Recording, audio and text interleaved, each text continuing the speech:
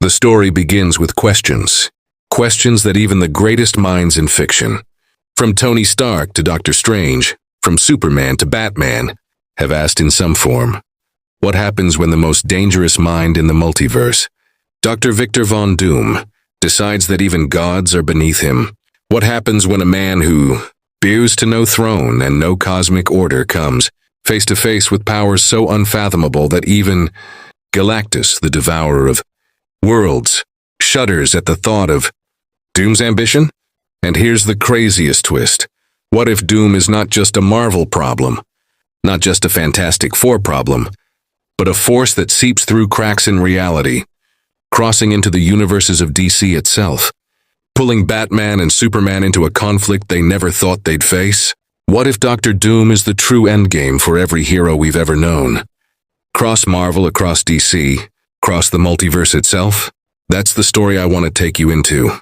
And it begins not with the clash of heroes, not with Galactus's hunger, but with one man, Victor Von Doom, standing in the ruins of everything he thought he controlled, staring into the abyss, and realizing that only one truth governs the multiverse.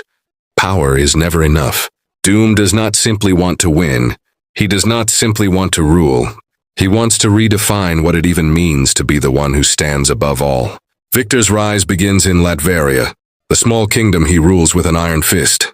His people fear him, yes, but they also respect him. Unlike the chaotic battles of the Avengers or the destructive collateral of Superman and Batman's world, Doom brings order. He is ruthless but efficient, merciless but logical. To his mind, Latveria prospers only because of his absolute control. That's the seed of Doom's greatest illusion, that if Latveria can thrive under his rule, then so too can the entire world, and beyond. His philosophy is the opposite of Captain America's freedom, the opposite of Tony Stark's innovation for progress, the opposite of Doctor Strange's devotion to balance. Doom does not believe in compromise or in shared power. He believes only in Doom, the spark that ignites. Doom's next move comes from whispers in the dark corners of the cosmos. Doom has been studying signals, energies, disruptions that even Strange hesitates to interpret. He learns of Galactus, this eternal hunger, this living force that devours entire planets not for conquest but for survival. Galactus is not good or evil. He simply is. But for Doom, Galactus is not a cosmic necessity. He is a challenge, and Doom cannot resist a challenge. The thought that something in this universe operates beyond Doom's will infuriates him. That is when Doom decides he will not only confront Galactus, he will surpass him. To defeat the Devourer of Worlds is to announce, once and for all, that Doom is above gods. But before Doom can enact his plan, the multiverse cracks open. The experiments with time, with Kang's variants, with Strange tampering and forbidden spells, all of it weakens. The walls between realities. And here's where the unimaginable happens. Doom doesn't just see Galactus in the distance, doesn't just sense him. He sees beyond the Marvel cosmos. He sees them, figures not of his world. Batman, moving through Gotham's endless night, detecting patterns in crimes and cosmic disturbances. Superman, standing at the edge of space, hearing cries from galaxies away. And Doom realizes the truth. The multiverse is not infinite randomness. It is a battlefield waiting to be conquered. If Galactus hungers for worlds, Doom hungers for dominion over all stories. Batman is the first to suspect something unnatural. He is no sorcerer like Strange, no cosmic powerhouse like Superman.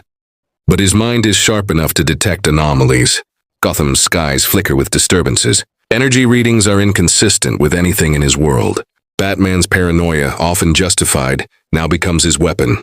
He traces signals that don't belong, and the trail leads him to whispers of a name. Victor Von Doom. It shouldn't exist in his universe, yet it does. Superman, meanwhile, is troubled by vibrations he feels in the very fabric of reality. His Kryptonian senses allow him to hear frequencies others cannot. What he hears is terrifying. Entire planets vanishing. Not just destroyed but erased like they never existed. That is Galactus's trail. But within it, Superman hears another tone. A man's voice, declaring in sheer arrogance, only Doom shall remain. Superman has faced Darkseid, Brainiac, Doomsday, but this feels different. This feels like someone who is not bound by the rules of his universe. Someone who has broken through. Meanwhile, in the Marvel universe, Tony Stark is already dead in many timelines. But in the echoes of multiversal possibilities, his AI remains active. Tony's mind, uploaded, interacts with Strange, warning him of anomalous energy spikes that don't belong even to Kang's technology. Strange, weary after breaking reality itself during the events of Multiverse of Madness, senses a hand manipulating fate, too precise to be chance, too arrogant to be Kang. It is Doom, and he is planning something that no sorcerer or scientist has ever dared. Doom seeks to bind Galactus. Imagine the arrogance of it. To Doom, Galactus is not unstoppable. He is merely a force waiting to be weaponized. If Doom can control Galactus, he will wield the power to rewrite universes at will. But this is where the collision becomes inevitable. To control Galactus, Doom must reach beyond his universe, siphoning energy and knowledge from others. That is how Batman and Superman are dragged into this war. Not as visitors, but as prey. Doom intends to test his conquest across realities. Beginning with DC's greatest icons, Batman's first encounter with Doom is not physical. It is intellectual. Doom infiltrates Gotham not with armies, but with ideas. He corrupts data, creates false leads, inserts himself into Batman's calculations.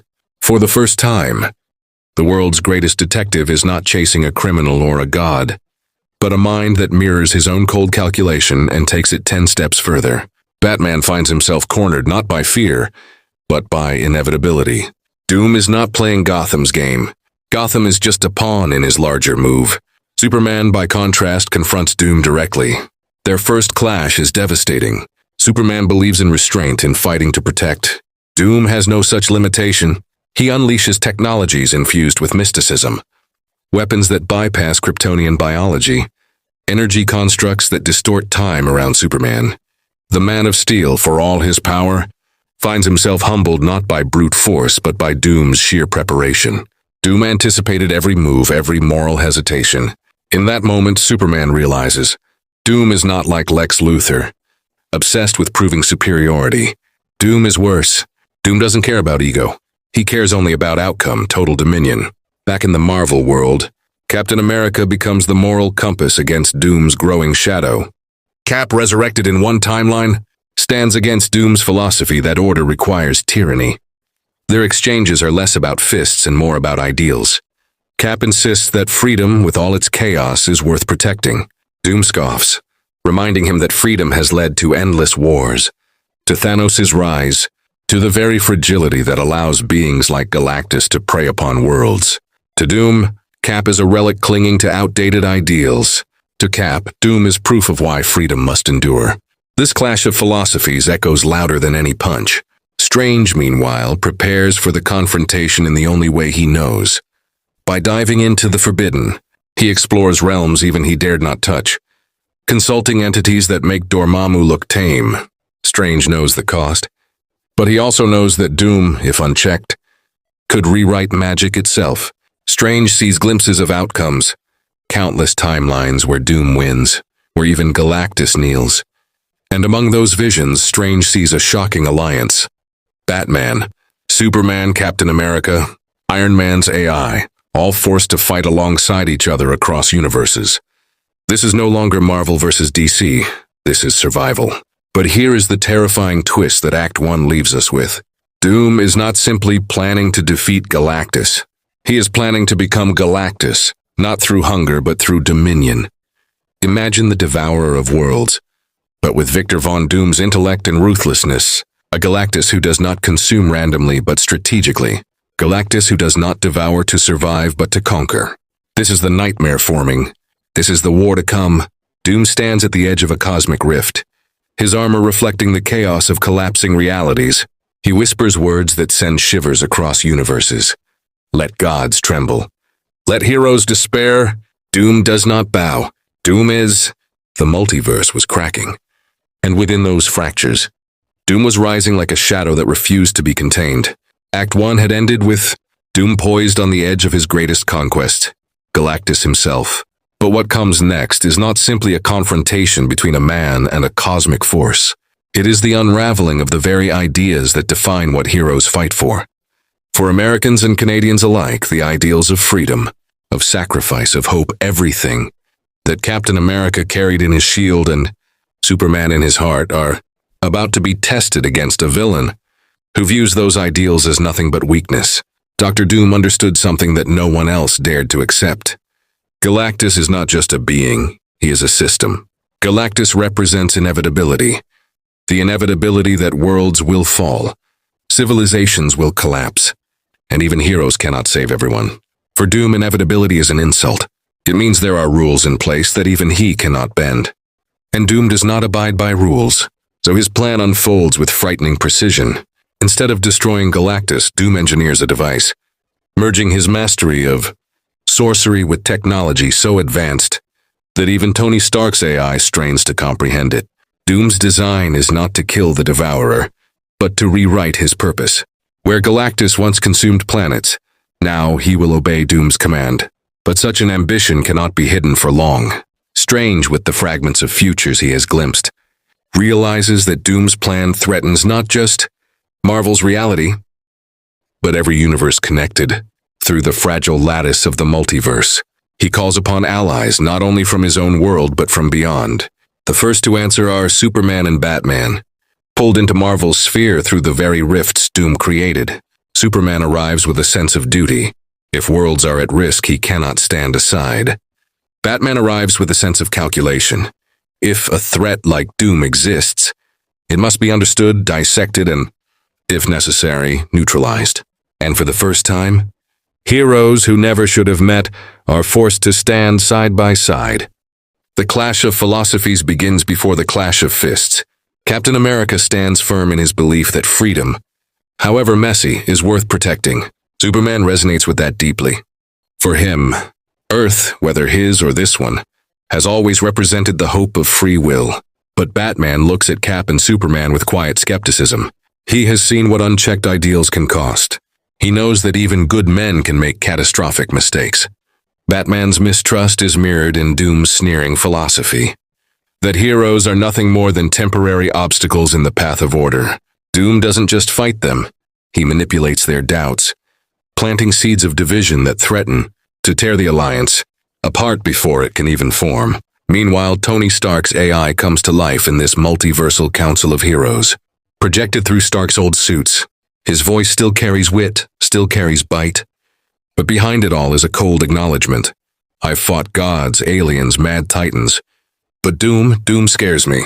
For Americans watching, Tony Stark was always the embodiment of ingenuity, the man who turned mistakes into solutions, who always found a way to adapt. Now, even his legacy admits that Doom may be the one problem science alone cannot solve. And then comes Galactus. His shadow stretches across the stars as he approaches a new world to consume. But he is not the same as before. Already Doom's influence weaves into his essence.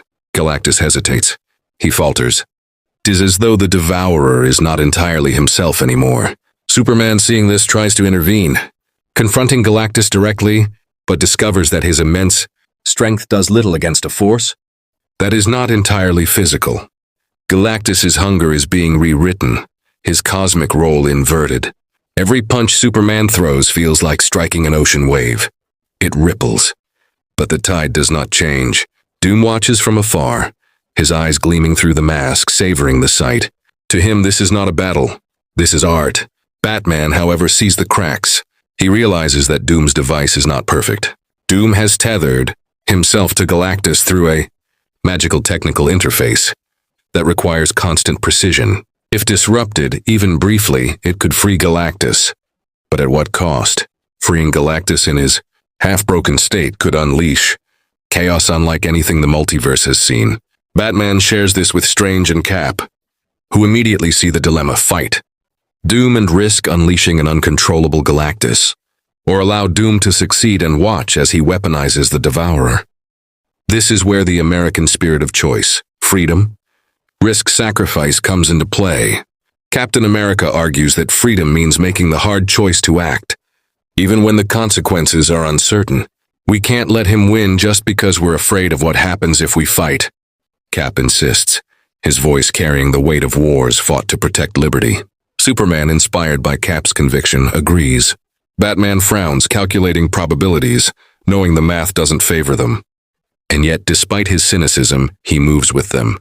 'Cause even Batman understands. Some fights aren't about certainty. They're about necessity. The first great clash with Doom comes not in Latveria, but on a fractured cosmic battlefield, half Marvel, half DC, stitched together by Doom's manipulations.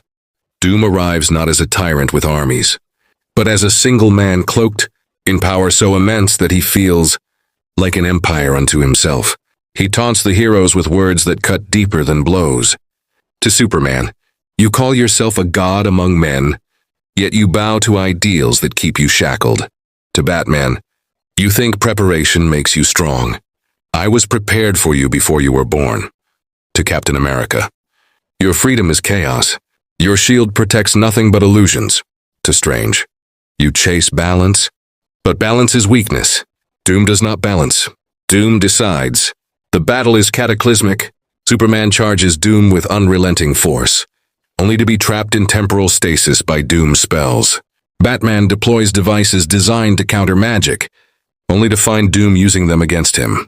Cap fights with sheer determination, his shield glowing under the impact of Doom's blasts, refusing to yield even as his body weakens. Strange conjures illusions, alternate selves, armies of magical doubles, but Doom cuts through them as though they were paper. And throughout it all, Tony's AI analyzes, searching desperately for a weakness.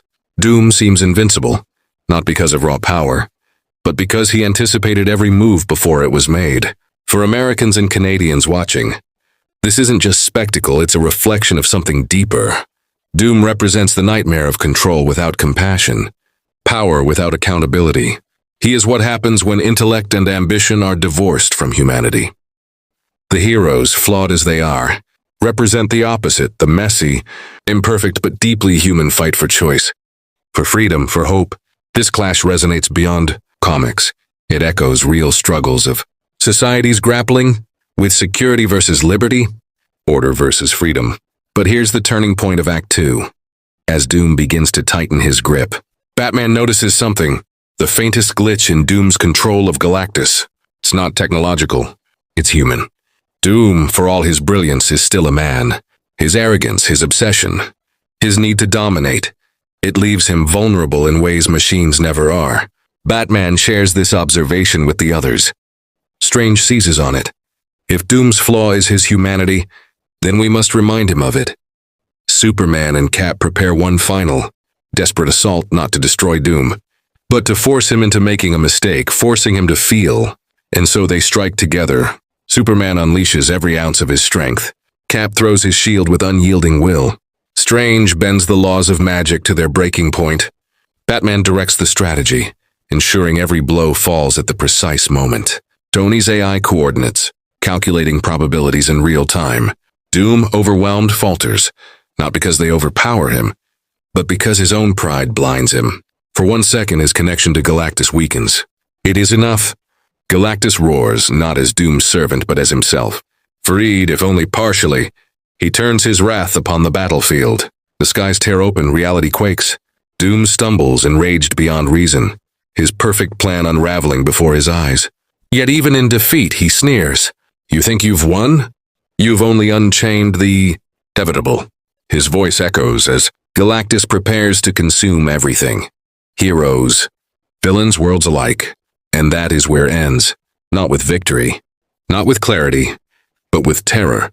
Galactus, no longer bound but no longer whole,